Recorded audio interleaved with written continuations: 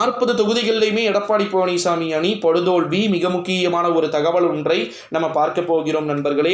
மிக முக்கியமான ஒரு தகவல் அப்படின்றதுனால வீடியோவை ஃபுல்லாக A to Z வந்து பார்க்குமாறு கேட்டுக்கொள்ளப்படுகிறது நண்பர்களே.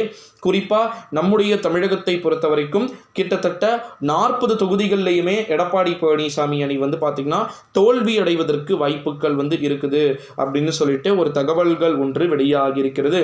ஏன்னா ரொம்ப மிக முக்கியமான இடத்துல எடப்பாடி பழனிசாமி அவர் இருக்கிறாரு அப்படின்னு சொன்னா நீங்க நம்புவீங்களா? நம்பிதான் ஆகணும்.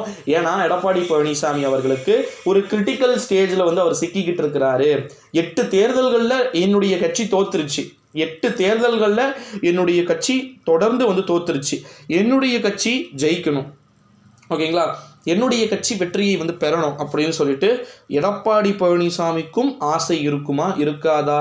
100% அவருக்கும் தனிப்பட்ட ஆசைகள் இருக்கத்தான் வந்து செய்யும். இந்த ஒரு சூழ்நிலையிலே இந்த முறையும் 40 தொகுதிகளிலையுமே அதிமுக தோல்வியை பெறுவதற்கு வாய்ப்புகள் வந்து இருக்குது அப்படின்னு சொல்லிட்டு ஒரு புறம் சொன்னாலும் கூட அதை யாருமே வந்து ஏற்றுக்கொள்ளக்கூடிய மனநிலைமையில் வந்து கிடையாது அப்படின்னு வந்து சொல்லி மிகப்பெரிய ஒரு பரபரப்பை ஏற்படுத்தி கொண்டிருக்கக்கூடிய ஒரு சூழ்நிலையிலே நண்பர்களே, நிச்சயமாக 40 தொகுதிகளிலையும் நடக்கக்கூடிய நிலைமைகள் அப்படின்றது ரொம்பவே மிக முக்கியமான விஷயங்களை வந்து அது தாக்கத்தை ஏற்படுத்தக்கூடும் அப்படின்னு சொல்லிட்டு எதிர்பார்க்கப்படுகிறது நண்பர்களே.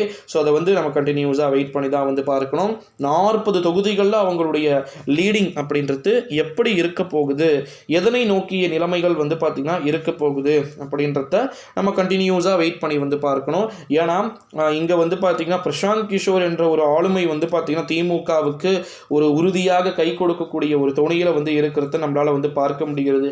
ஸோ அப்போ அப்படிப்பட்ட பிரசாந்த் கிஷோர் இருக்கும்போது எப்படி நம்ம எடப்பாடி பழனிசாமியால் தனிப்பட்ட முறையில் ஜெயிக்க முடியும்? ஸோ எடப்பாடி பழனிசாமியால் ஜெயிக்க தான் முடியாது அப்படின்னு சொல்லிட்டு அதுவும் ஒரு புறம் கடுமையான குற்றச்சாட்டுக்களை முன்வைத்து கொண்டிருக்கக்கூடிய ஒரு இடையிலே எப்பவுமே எடப்பாடி பழனிசாமி மட்டும் முன்வைத்த காலை பின்வைக்கக்கூடிய பழக்கம் இல்லாத ஒரு நபர், ஓகேங்களா? ஸோ அதனால தான் வந்து இப்போ வரைக்குமே வந்து தோல்வியை வந்து சந்தித்து கொண்டிருக்கிறார்கள் அப்படின்னு சொல்லிட்டு ஒரு பக்கம் குற்றச்சாட்டுக்களுக்கு மேல குற்றச்சாட்டுக்கள் முன்வைத்து கொண்டிருக்கக்கூடிய ஒரு சூழ்நிலையிலே நண்பர்களே, 40 தொகுதிகளில் எவ்வளோ தொகுதிகளில் வந்து ரீச் செய்வதற்கு வாய்ப்புகள் வந்து இருக்குது, அதாவது எவ்வளோ சீட்டுக்களில் எவ்வளோ தொகுதிகளில் ஜெயிக்கிறதுக்கான சான்சஸ் பாசிபிலிட்டிஸ் வந்து இருக்குது அப்படின்றத எல்லாமே வந்து நம்ம கண்டினியூஸாக வெயிட் பண்ணி பார்க்க வேண்டும் அப்படின்னே வந்து சொல்லலாம் நண்பர்களே.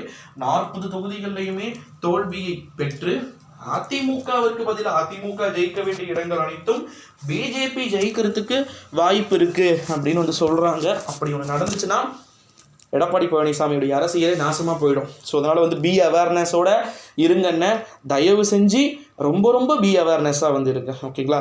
தயவு செஞ்சு இந்த கோட்டை விடுறக்கூடிய அரசியல்லாம் பண்ணி நாசம் பண்ணிடாதீங்க கட்சியை, ஓகே? 40 தொகுதிகளில் மிக பிரம்மாண்டமான ஒரு வெற்றியையோ தோல்வியையோ யாரெல்லாம் பெறுவதற்கு வாய்ப்புகள் வந்து இருக்குது, யாரெல்லாம் ஜெயிக்கிறதுக்கான சான்ஸ்